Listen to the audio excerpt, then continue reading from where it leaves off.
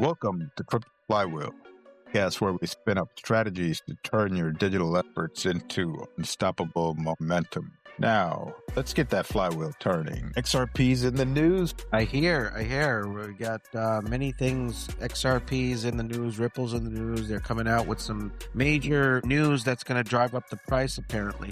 Well, I got some price is. speculations you want to hear. RP at a $2 to $10. This is just retail speculation that I'm assuming. If XRP goes to $100, then it's real utility that's being utilized or being adopted slowly. XRP at $1,000, it's mass adoption taking hold. XRP over 10,000 and plus, 10,000 plus, that's global financial infrastructure. So that's where I'm thinking. It's a completely different system when it hits that price point. But what are your thoughts on the prices? I mean, I'm thinking like, okay, so there's been some significant downward price action that's going on, right? So I don't understand what's happening here, but Bitcoin is completely flopping. I mean, it's going all the way down. It's past, I think we went below $72,000. Ethereum, I think, went below 2,000, I think, right? I don't know. I don't know what's going on here.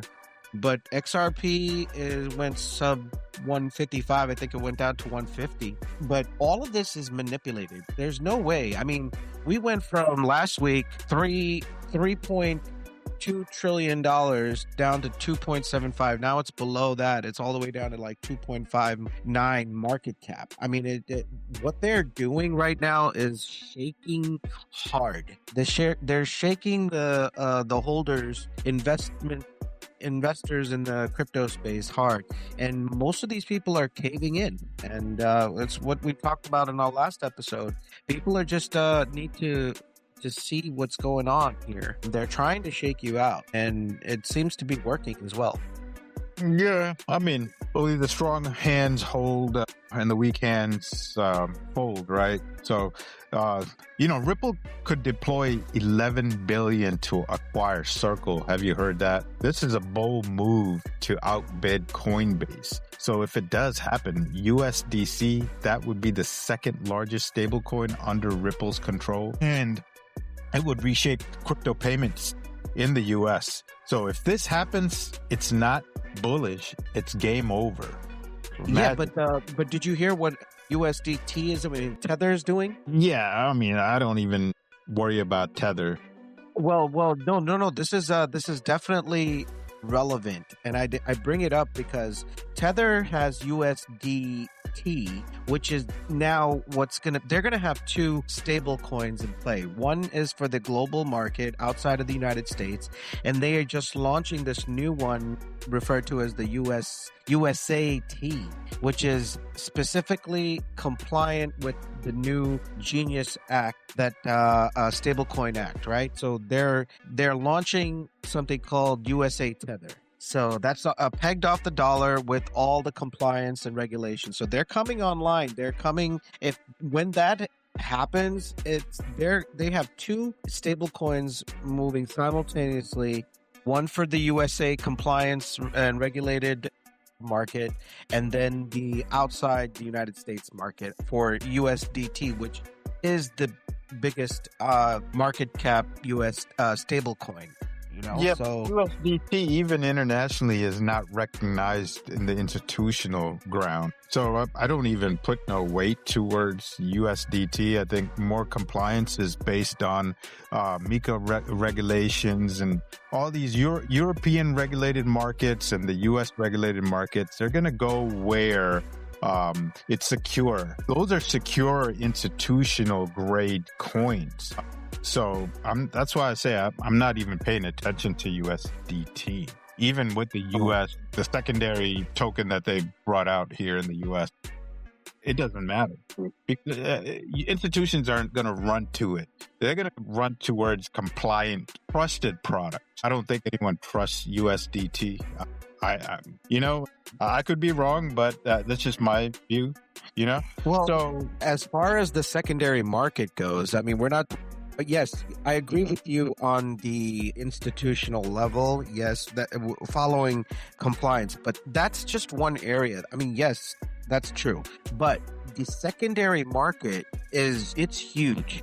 That's things are moving. There's a reason why the market cap or the volume for USDT is still high, because yes, institutions are still utilizing it on a lower scale with lesser confidence now than before, but the secondary market where everything else happens, like I'm talking about the black market, that's USDT is king there. I don't think there's going to be a black market where you can move stablecoins. The way they're building the new infrastructure, I believe it's going to be fully controlled and monitored, and they're not going to allow you to do anything other than that. That's just my thought. I mean, look at the way the markets are moving. Every country is building their own CBDC.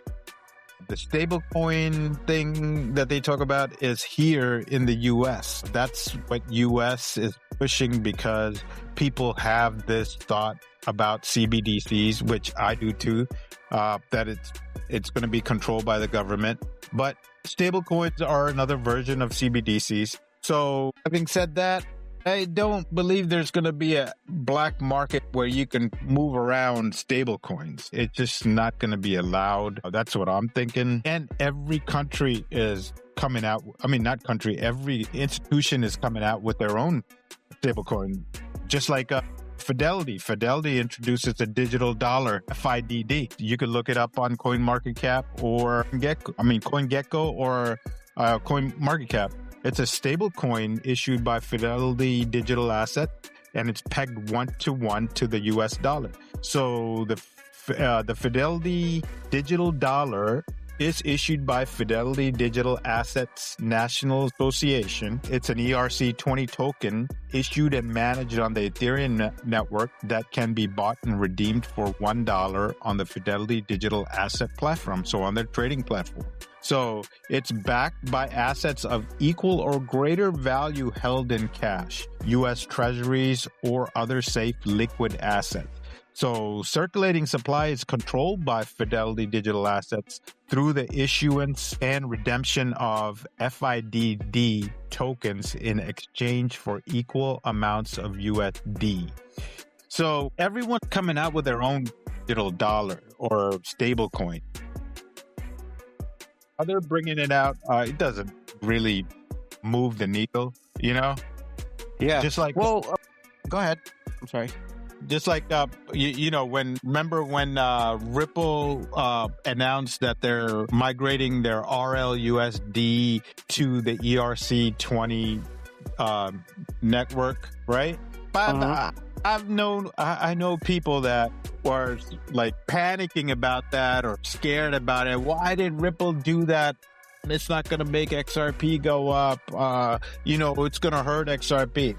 People don't have a macro vision. They're just thinking narrowly at the moment, or what they see. They're not able to envision like the bigger picture. So Ripple's RLUSD on Ethereum was always part of the plan to drive liquidity to XRPL. So the supply concentration on Ethereum reflects Ripple's strategy to tap into deep pools of enterprise liquidity that already exists there, right? So RLUSD reduces volatility and balance sheet friction. XRP remains the bridge asset for fast, pre-funded, free settlement, right? So RLUSD doesn't replace XRP. That was the issue with these individuals that was thinking. I was like, what's the point of holding XRP? There's RLUSD. I mean, come on, man. You don't understand the ecosystem, right? You don't understand what's really happening. What's the utility purpose behind XRP? You know, it enables XRP to be used at scale without institutions holding volatile inventory. So, well, scale means... Yeah, go ahead. It also creates a gateway for more Ethereum-based capital to flow into XRPL ecosystem as RLUSD adoption grows. That's the whole play right there. They're migrating the freaking capital from one network to the other network, right? So what happens when that occurs? So what happens when that occurs is nothing more than the price. In order for this to be facilitated, the price of XRP has to go up inherently. So it cannot, otherwise, all of this, it hasn't gone to scale yet. No. When it does scale, make no mistake, XRP is going to go parabolic. I mean, it has to go in order for the facilitation of the transactions. But otherwise, they won't have, price can't be that low when scaling, all of this money comes online. Like you said, the outflows from Ethereum and Bitcoin are coming into this ecosystem. The ecosystem means that XRPL is facilitating everything, even inflows and outflows, anything to do with Ethereum, and because there is a bridge there into the XRPL, EVM anything to do with the EVMs are going to be facilitated through XRP transactions. It's the gas. It's going to be used. And for that, it needs to go higher, right? The value. But that, aside from that, Digital X, have you heard what's happening with JP Morgan? And JP Morgan has been, they just moved their gold trading desk to Singapore. Any insight into that? Do you have any idea why that may have happened? I have a couple of insights, but I wanted to get your take on it. Well, I must have missed that. I didn't quite hear about it. Okay. So my thing is that with everything with the geopolitical narratives and the commodity, it's all smoke again. Look, everything is smoke. We have to go through that BS detector. And that's what's happening. They're just making this now. They hyper inflated silver and gold from 2,000 in 2025 to over $5,500. And now they bring it, it's going to come back down to somewhere correct in the sense that it's going to correct to almost $38,000, maybe $4,000 to $3,800, somewhere in between there. That's for gold. Now, silver already had a 41% correction. Now you see JP Morgan gold trading desk is moving out to Singapore, and that is because the physical gold demand in Asia and their central banks and reserves are buying these metals to support their currency and de-dollarization initiatives, right? So they're trying to fabricate a U.S. dollar de-dollarization. And that's not happening because that's why these whole tariffs things happen. And I don't know, it's just all noise. But at the end of the day, all of these digital assets are being facilitated through this ecosystem where XRP, XLM, XDC, all of the ones that we talk about, QNT, all of them are going to be utility-based tokens that facilitate this stuff. I mean, utility-based coins, I should say.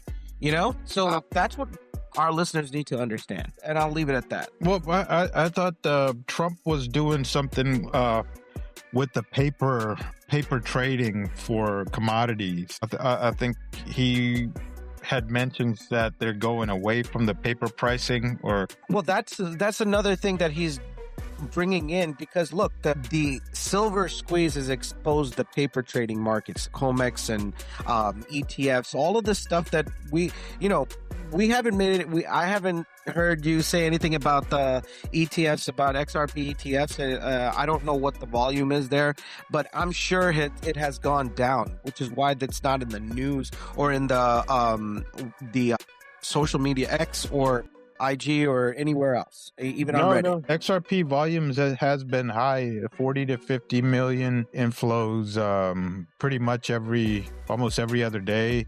The highest they went was 74 million in one day. So they're doing pretty good. But so I'm trying to figure out, how is JP Morgan going to manipulate the gold market if they're going away from the paper pricing part?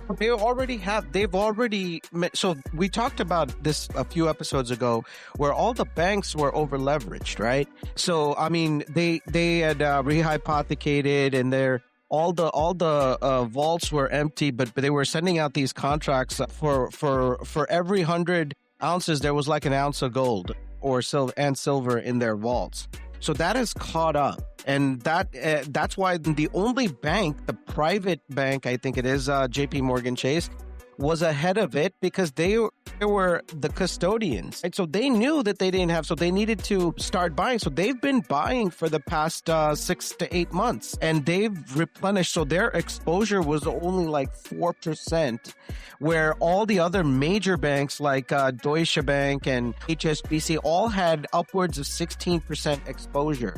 So that means that that's why even Trump had to come up with this whole thing with this, what you just mentioned, with the paper trading. They're putting in some kind of regulations or laws or something like that. See, the laws are changing as we speak in this space because of the silver squeeze and the exposed lack of supply, physical supply. But don't you think if the laws are set in place with manipulation of paper pricing to be discontinued, even if JP Morgan goes to Singapore, how is that going to negatively affect the pricing of commodities? I don't think it will, right? Well, so the commodities, so they're going out there because they're the central banks out in the eastern part of the world is hoarding or accumulating assets. And since they want to have their vaults and their paper trading and all of that stuff based out of Singapore, because Singapore is going to have be the central hub there for all the nations in the East, being China, India, Southeast Asia, Korea, Japan, all of those areas, right? So yeah, I think that's why. And they're going to take advantage of it because they're going to have clients. They're going to have a lot of, they're going to do the same thing that they did over here. They're just going to make money. And they're 2 or 5 steps ahead of everything that's happening. Yeah. The institutions are crooked. Yeah. Well, I would even the Deutsche Banks is over leveraged. Their Deutsche Bank is gonna, without the with these regulations coming into play, and they need to be having a bail in. They're gonna have a bail in. Deutsche Bank cannot. The too big to fail kind of thing is still holds true for them. If they go, they're talking about trillions of dollars in transactions per day going to being in jeopardy. That cannot happen, right? So yeah, and we haven't even talked anything about the Forex market, so I don't even know what's going on in the Forex market. I just thought about it while we were talking about this right now. Yeah, it's the same thing in crypto, right? Every time a new project comes out, everyone rushes into a new project thinking that they're gonna make money on it, right? Yeah. So I've seen this pattern play out so many times in crypto. And honestly, it's frustrating how predictable it gets, right? So, those brand new projects that blow up overnight, the ones talking about on Twitter or Telegram and TikTok, huge marketing push by influencers, shilling it left and right, promising insane yields like 1,000% APY staking or whatever, right? So they dangle these high yield opportunities in front of a lot of people, right? And it looks too good to pass up. So, I mean, me and you, we fell for those traps too, right? So retail folks, regular people like you and me, jumping in thinking, hey, this is my shot of life-changing money. Why not? Let's get in, right? So, but here's what usually happens behind the scenes. This is what people don't really think about, right?